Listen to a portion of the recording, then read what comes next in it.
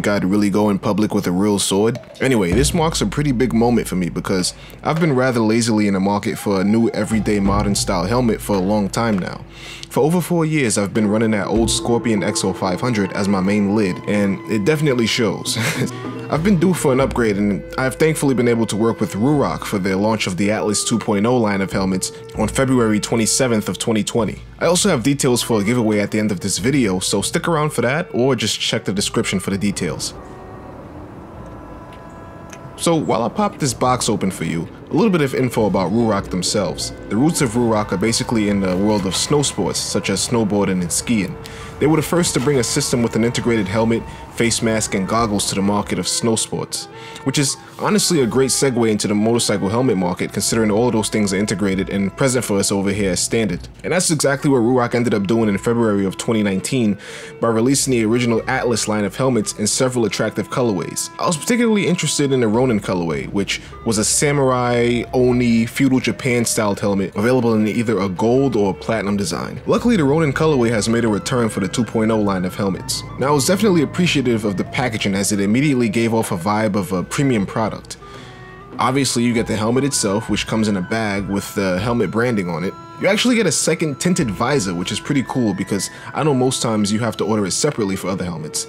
It also has its own bag if you want to pack it for, a ride and not have it scratched up. You also get Ruroc's own proprietary Bluetooth system, which has a specific hatch inside the back of the helmet, so that way you could get pretty much invisible from the outside way to play your music and take calls, but I'll get into that later.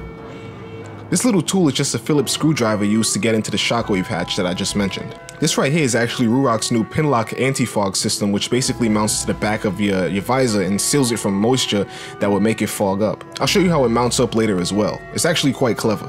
You get a few stickers from the brand, an instructions / new feature pamphlet, and it also doubles as a poster.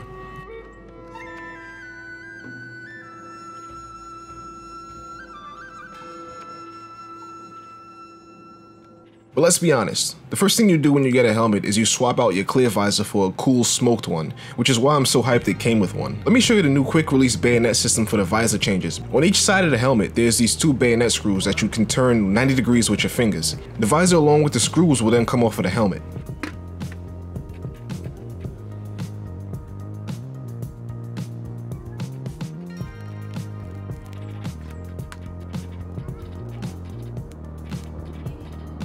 To fit any visor to the helmet, you have to make sure it has these end pieces on it. The smoked visor didn't come with one in this case, so I just used the one that came with the clear visor. I know that all of the different color Ruroc visors come with these end pieces when bought separately, but perhaps not with the included one. They literally just slide in though, so it's a simple swap. Installing the visor is the same steps, just in reverse. The visor will give off a healthy tactile click for each point in a ratcheting hinge system. Now let me tell you, I'm a real fan of the aesthetics of this helmet, and the traditional Japanese-inspired pond location that I filmed this in really brought out the cool factor of it all. I'm really glad that they brought back this design for the 2.0, because I tend to prefer more understated helmets in terms of colors, so I really like this one because you get understated colors but with a cool graphic. This helmet is extremely lightweight and sturdy thanks to its fully carbon fiber shell. This contributes to the DOT and ECE approval going for the helmet. Ruroc has taken care to improve the way that the visor seals with the body of the helmet, heavily reducing wind noise and water entry behind the visor. When I was using the helmet, I also appreciated the wide viewing angle of the visor, and the nose peak actually didn't obstruct my vision at all. There's a little metal pin that locks the visor in place so it no longer has the tendency to lift from high-speed winds. Also, on the topic of wind noise, there were these side vents aimed more or less at your ears that caused a lot of wind noise on the 1.0 line of Atlas helmets. For the 2.0, these vents are closed off to solve that problem. Your ventilation control comes in the form of that chin vent on the front of the helmet, which is actuated by a switch on the inside of the helmet. One very unique aspect of the shell is that it has a sort of chin, like there's a chin on the helmet. It makes it look fast, so to speak, especially when you couple it with that diffuser on the back. They've also managed to make the emergency quick release cheek pads look cool with those red accents. In the event of an emergency, the cheek pads can just be yanked out to remove the helmet easier by whoever's tending to you after an involuntary dismount, should it come to that. These cheek pads have a pretty interesting design because they flare inward at the bottoms, which sort of gives this contour and feel to your lower jaw / neck area. Overall, they feel nice to the touch and they feel secure when the helmet is fitted. The XL fits my head comfortably regardless of whether my hair is in twists or is just straight up out, which is always a nice touch. Alright, so let's get a little bit more technical. Here's the pin lock anti-fog element in action. It's slid in place using 2 pins on either side of the visor, and it has a gasket that seals to the back side of it, which basically removes the fog problem. It's clear, so if you like running a clear visor, it blends in with it. If you like tinted visors, then you won't see it anyway because it's behind the visor. This is something that you'd attach to your visor in the cold and wet months as an extra deterrent for the fog. Shockwave. Now this is the proprietary Atlas Bluetooth system. It comes with instructions, a charging cable, 2 speakers with a microphone, and the shockwave unit itself. Also a Phillips screwdriver, but that was already out of the box. To install it, you could use the emergency handles to pull the cheek pads, and then use a Phillips screwdriver to remove the hatch cover from the back of the helmet.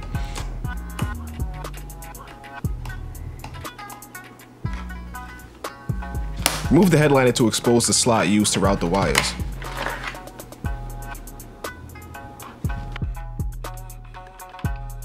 There's a built-in antenna, and the connector plugs into the shockwave unit itself. Once you get those plugged in, you can slide the shockwave down into the helmet. You can test the connection to the speakers by just turning it on and waiting until you hear something.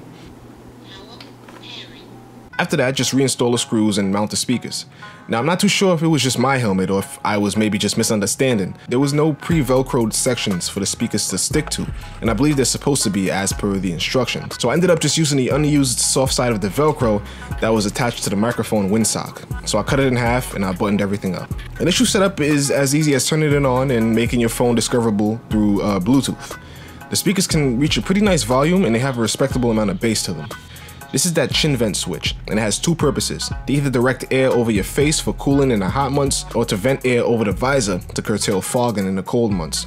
Placing a switch on the inside of the helmet preserves the aesthetics of the helmet on the outside, but it definitely requires some getting used to in practice. I found that using my lip to change the position works, but I think the idea is to pick a position depending on the weather that day, and then just stick with it. The strap system is probably the quickest I've ever seen on a helmet. It's a combination of a magnetic connection and a hook. There's a very specific action to undo the strap, and that's pulling the red strap down and across away from the connection. Otherwise, it's a very secure system. Unfortunately, by the time I went out for a ride, it had begun raining, but that wasn't going to stop me. Everything about this helmet had coalesced into a really pleasant experience out on the road.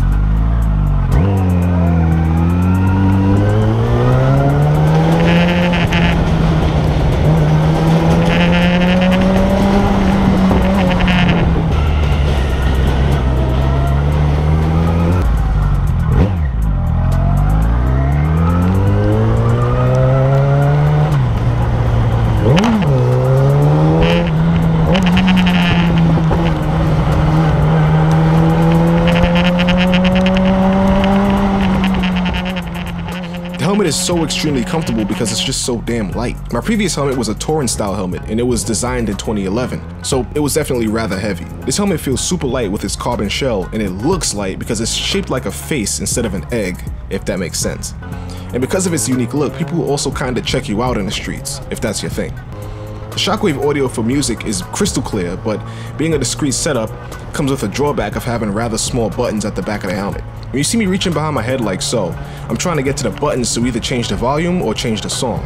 It's definitely something to get used to. I like to ride with the visor 95% closed because I prefer to hear a little bit of the outside world even with the visor down. This helmet is well sealed, so out on the highway, fully closing a visor will definitely kill wind noise. I ride in exclusively urban environments, so I like to keep it a little bit cracked, you know. It also helps with the fog, because I'm stopped often. The visor did a pretty good job at keeping fog away, especially with the chin vent in the right position for it.